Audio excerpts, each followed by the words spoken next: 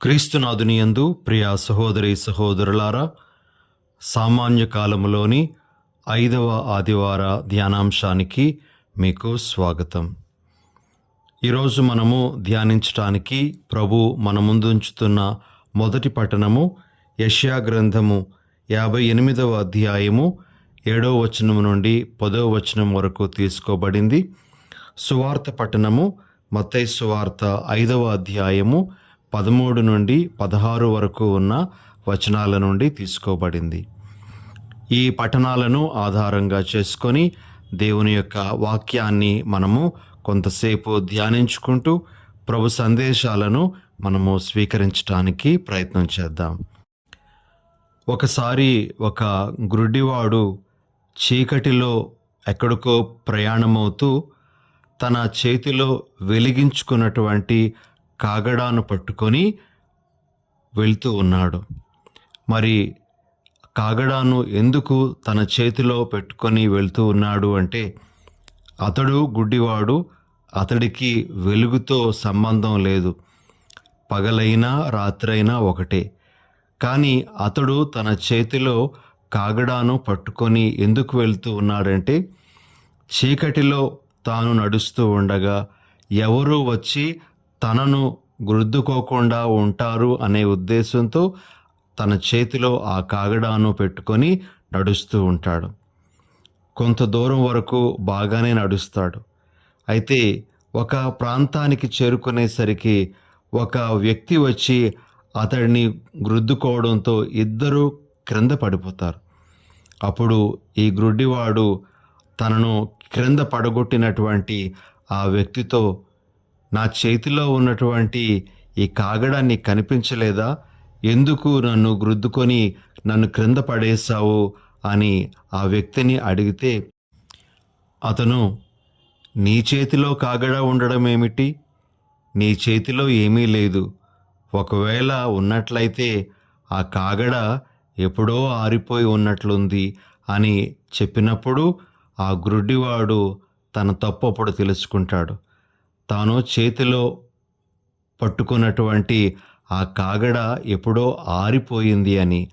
ఆరిపోవడంతో అతను నడుస్తున్నప్పటికీ కూడా వేరే వ్యక్తి అతడిని గమనించలేకపోయాడు అనే విషయాన్ని అతడు అప్పుడు గుర్తిస్తాడు. ప్రియమైన సహోదరి సహోదరులారా, ఈ చిన్న కథ మనకు ఈరోజు మనం ఆలకించిన సువార్త పఠనంలోని 2 ముఖ్యమైనటువంటి వాక్యాలను గుర్తుకు తెస్తూ ఉంది.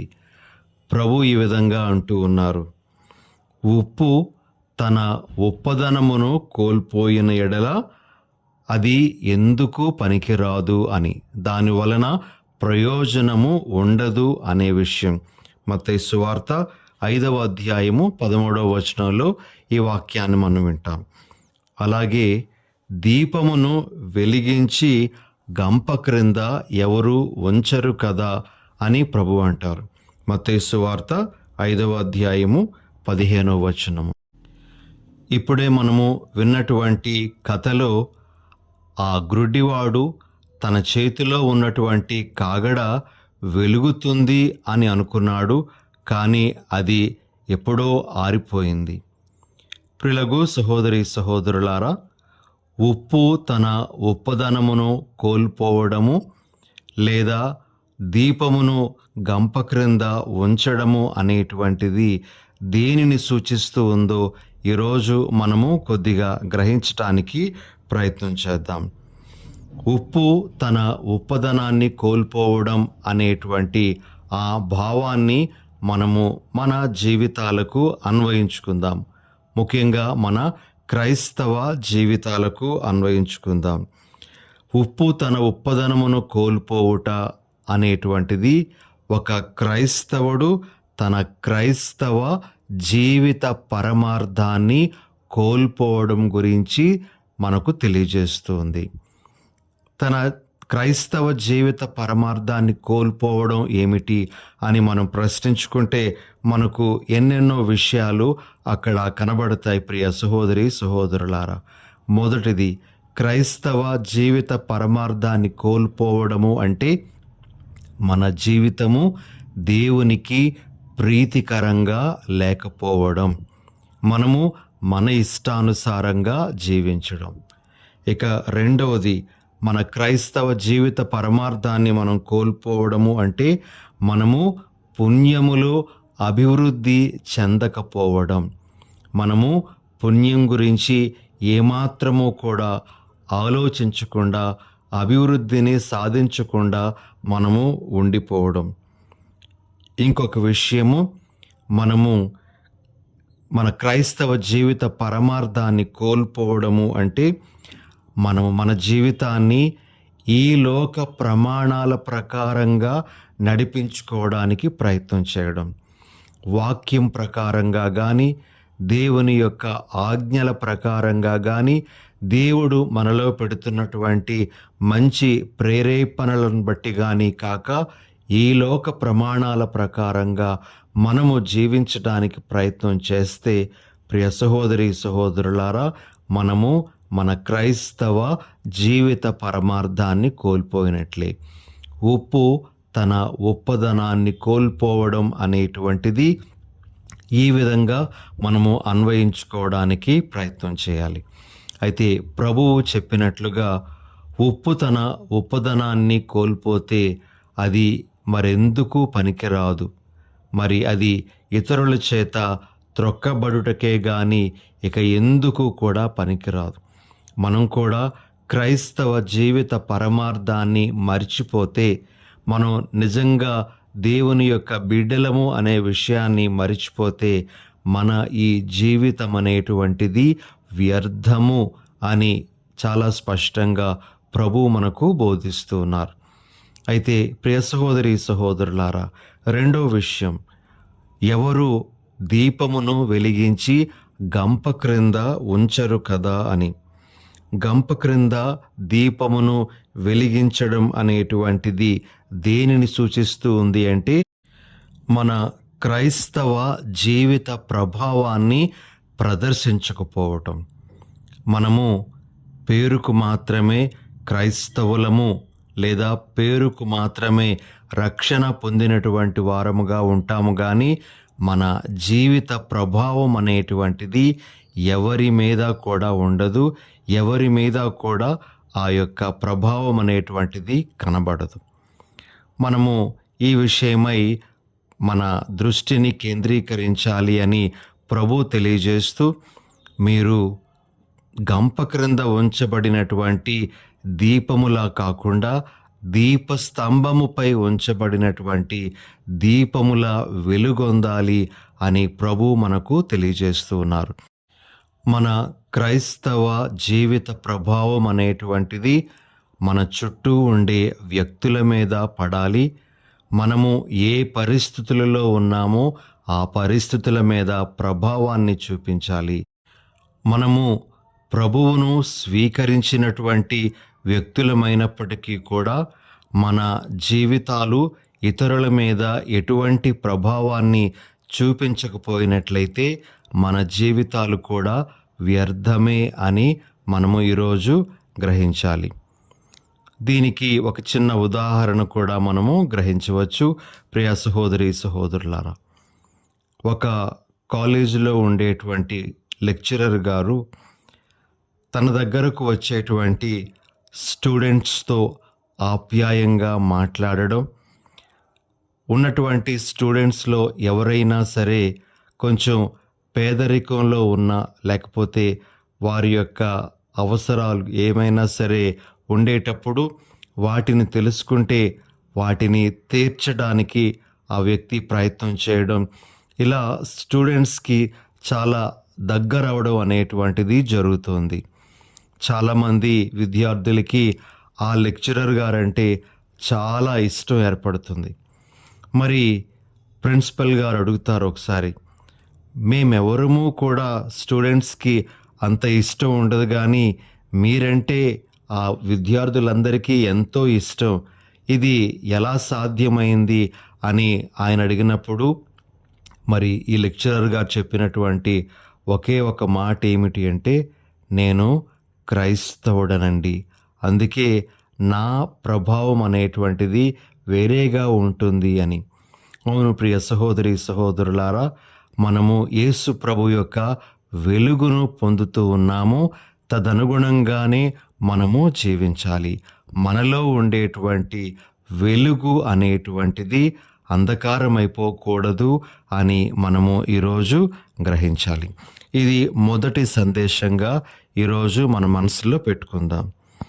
ఇక రెండో విషయం, ప్రభు మనందరికీ మన బాధ్యతను తెలియజేస్తూ ఉన్నారు.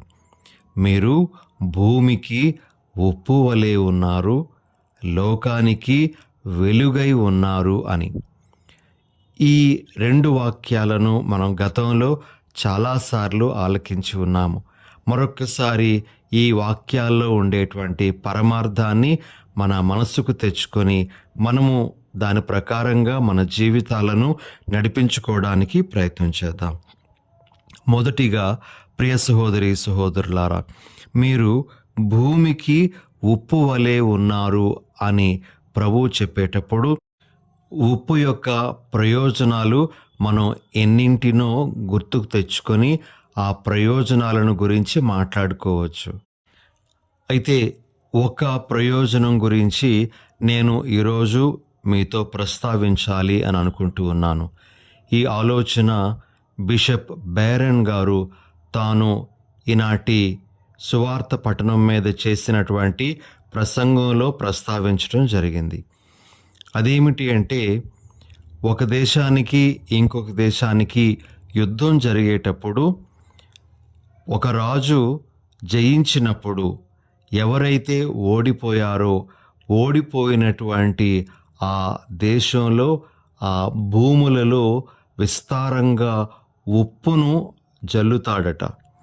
మరి ఆ విధంగా జయించినటువంటి రాజు ఓడిపోయినటువంటి దేశము మీద, మరి ఆ దేశంలో ఉన్నటువంటి భూముల మీద ఈ ఉప్పును జల్లడం ద్వారా అక్కడ ఏది కూడా మొలకెత్తకుండా ఉంటుందట. ఒక విధంగా నాశనం చేసేటువంటి విధంగా ఉప్పు అక్కడ పనిచేస్తూ ఉంది అని బిషప్ గారు చెప్తారు. ఇప్పుడు మనము భూమికి ఉప్పు వలె ఉండాలి అంటే దాని అర్థము ఏమిటి అంటే, మనము ఏదైతే చెడు అనేటువంటిది ఉంటుందో దానిని నాశనం చేసేటువంటి వారుగా మనము మారాలి.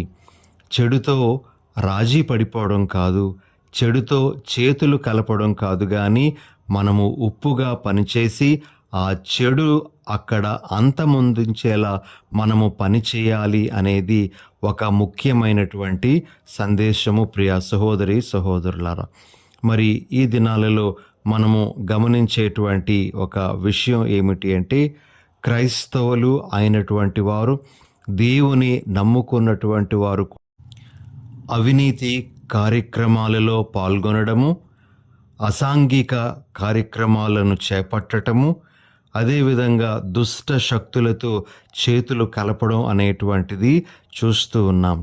ఇది ఏమాత్రము భూమికి ఉప్పుగా ఉండడము కాదు.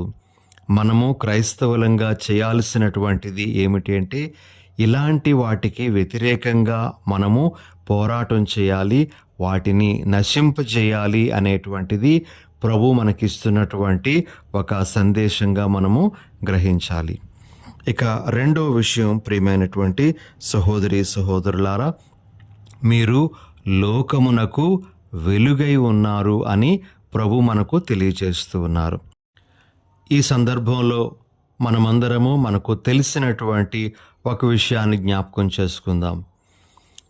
సూర్య చంద్రుల్ని మనము పరిశీలిస్తే సూర్యుడిని స్వయం ప్రకాశకుడు అని అంటారు. చంద్రుడేమో సూర్యుని నుండి కాంతిని గ్రహించి ఆ కాంతినే అతడు ప్రతిబింబిస్తాడు అని మనము ఎప్పుడు కూడా వింటూ ఉంటాం. ప్రియ సహోదరి సహోదరులారా, యేసు ప్రభు సూర్యుని స్థానంలో ఉంటే ఆయన స్వయం ప్రకాశకుడు. మనమందరము కూడాను చంద్రుని లాంటి వాళ్ళం. అనగా మనము యేసు ప్రభువు నుండి కాంతిని పొందుతున్నటువంటి వాళ్ళం. ప్రభువు నుండి కాంతిని పొందుతున్నటువంటి మనము ఆ ప్రభు కాంతిని ప్రకాశింపజేయాలి. మనము ఆ కాంతిని పొందుతూ దానిని మనము దాచుకోవడం కాదు కానీ ఆ కాంతిని మనము ప్రకాశింపజేయాలి. అనగా ప్రియ సహోదరి సహోదరులారా, ప్రతి క్రైస్తవుడు కూడా తాను జీవిస్తూ ఉండగా క్రీస్తును ప్రతిబింబించాలి. క్రీస్తులో కనబడినటువంటి గుణగణాలనేటువంటివి ప్రతి క్రైస్తవునిలో కూడా చూపట్టాలి. అప్పుడే మనము లోకానికి వెలుగై ఉన్నట్లుగా మనము చెప్పగలము. ప్రియ సహోదరి సహోదరులారా, ఈ సందర్భంలో మదర్ తెరేసా గారి జీవితం నుండి ఒక చిన్న ఘట్టాన్ని మనము తెలుసుకోవడానికి ప్రయత్నం చేద్దాం.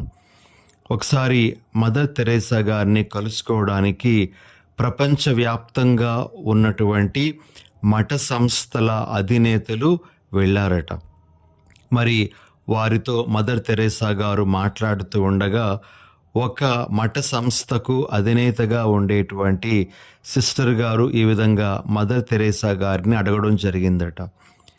మా మఠ సంస్థలలో సభ్యులు రోజు రోజుకి క్షీణించిపోతూ ఉన్నారు, కానీ మీ మఠ సంస్థలో మాత్రము చాలామంది ఇంకా పనిచేయడానికి ముందుకు వస్తూ ఉన్నారు. దాని తాలూకా రహస్యం ఏమిటి? ఎందుకు మా దగ్గర ఎక్కువ మంది ఉండలేకపోతూ ఉన్నారు? ఎందుకు మీ వైపుకు చాలామంది ఆకర్షితులవుతూ ఉన్నారు అని అడగడం జరిగిందట. అప్పుడు మదర్ తెరేసా గారు వాళ్ళకి చెప్పినటువంటి మాట ఏమిటి అంటే, నేను వారికి క్రీస్తును అందిస్తున్నాను అని.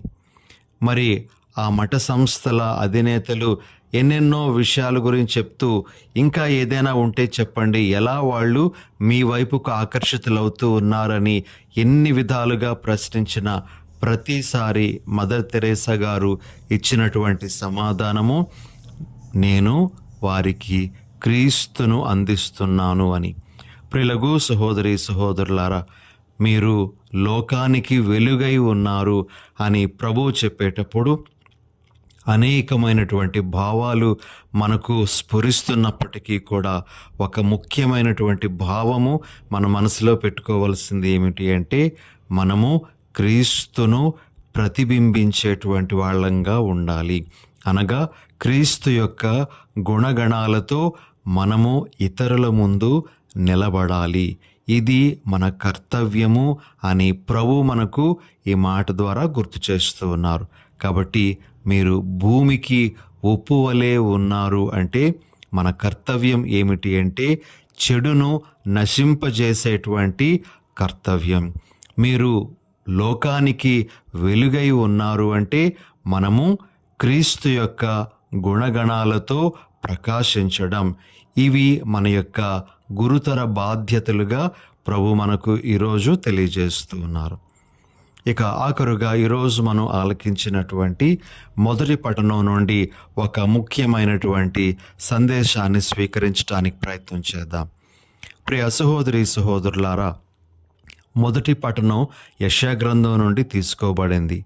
మరి ఆ పఠనంలోని ముందు వాక్యాలను కూడా మనము ఒకసారి చదివినట్లయితే ప్రజలు దేవుణ్ణి ఒక విధంగా ప్రశ్నిస్తూ ఉన్నారు. యెషయా గ్రంథము 58వ అధ్యాయము 3వ వచనంలో ఈ విధంగా మనం వింటాం. ప్రభువు మమ్ము గమనింపనిచో మేము ఉపవాసం చేయనేలా, ఆయన మమ్ము గుర్తింపనిచో మేము ఒక్క ప్రొద్దు ఉండనేలా. ఇలా దేవుణ్ణి వారు ప్రశ్నిస్తూ ఉంటే ప్రభువు తనకు నచ్చేటువంటి ఉపవాసం ఎలా ఉండాలో యెషయా ప్రవక్త ద్వారా ఆయన ఎరిగించడం జరిగింది. ప్రియ సహోదరి సహోదరులారా, ప్రభు ఈ విధంగా మాట్లాడతారు. 7వ వచనం నుండి, మీ భోజనమును ఆకలి గొనిన వారికి వడ్డింపుడు, ఇల్లు వాకిలి లేని వారికి ఆశ్రయముండు, బట్టలు లేని వారికి దుస్తులిండు, మీ బంధువులకు సహాయము నిరాకరింపకుడు. అప్పుడు నా కృప ప్రాతకాల సూర్యుని వలె మీపై ప్రకాశించును.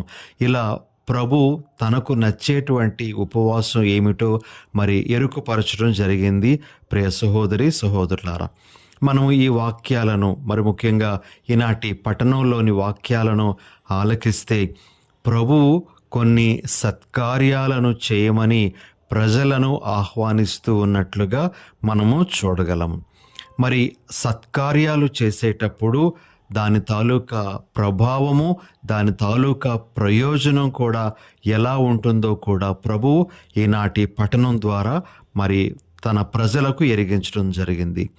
సత్కార్యాలు చేసేటువంటి వారికి కలిగేటువంటి కొన్ని ప్రయోజనాలు ఈనాటి వాక్యం ద్వారా మనము గమనించగలిగేటువంటివి మనము చూద్దాం. మొదటిగా, దేవుని కృప వారిపై ప్రకాశిస్తుంది. దేవుని కృప అని అన్నప్పుడు వారికి అర్హత లేకపోయినప్పటికీ కూడా వారికి దేవుని యొక్క దీవెనలు విస్తారంగా లభిస్తాయి అని ప్రభు తెలియజేస్తూ ఉన్నారు. రెండవది, వారి గాయములు త్వరగా మానును. వారికి స్వస్థత అనేటువంటిది త్వరగా సిద్ధిస్తుంది. వారు ఇలా మంచి కార్యాలతో తమ జీవితాన్ని నింపుకున్నట్లయితే అని ప్రభు తెలియజేస్తున్నారు.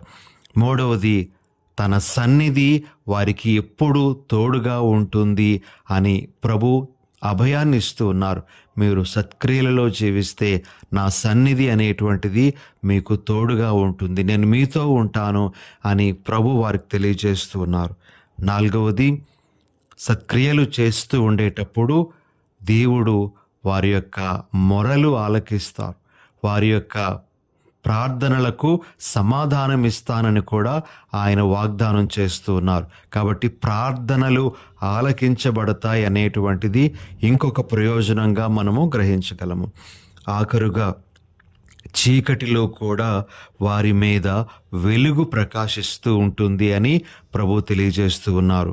చీకటి అనగా వారికి వచ్చేటువంటి శ్రమలు, కష్టాలు, నిరాశ, నిస్పృహలతో కూడుకున్నటువంటి ఆ జీవితంలో వెలుగు రేఖలు అనేటువంటివి ఉదయిస్తాయి.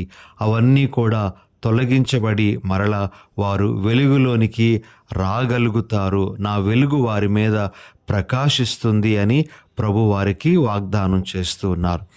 ఈ విధంగా ప్రియ సహోదరి సహోదరులారా, ప్రభు ఆనాటి ఇజ్రాయేలీ ప్రజలకు ఈనాడు మనకు కూడా తెలియజేస్తున్నటువంటి విషయం ఏమిటి అంటే, మనము సత్క్రియలతో దేవుని మహిమపరిస్తే ఆ సత్క్రియల ద్వారా ఎన్నెన్నో లాభములు మన జీవితంలో చవి చూడగలము అని ప్రభు మనకు తెలియజేస్తున్నారు. ముఖ్యంగా ప్రభు సన్నిధి అనేటువంటిది మనలను విడనాడదు అని ప్రభు మనకు అభయం ఇస్తూ ఉండగా, ప్రభు ఆశిస్తున్న విధంగా నీతియుక్తమైనటువంటి క్రియలతో మన జీవితాన్ని నింపుకొని ఆ ప్రభువును మహిమపరచడానికి ప్రయత్నం చేద్దాం.